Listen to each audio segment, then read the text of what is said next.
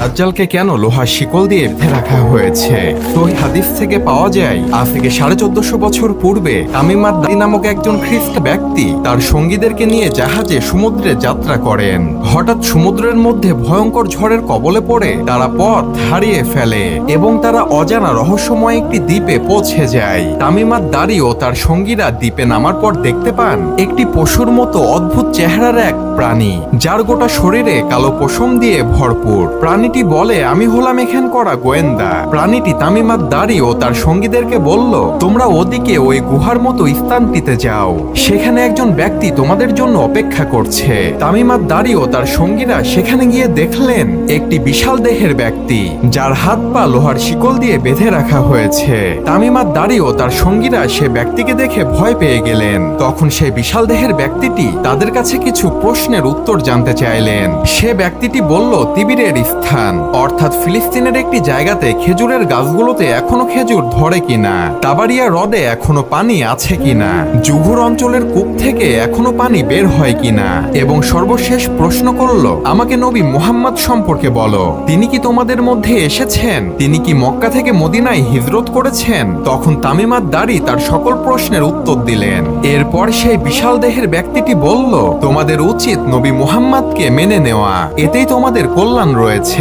এরপর সে ব্যক্তিটি তার নিজের পরিচয় দিল।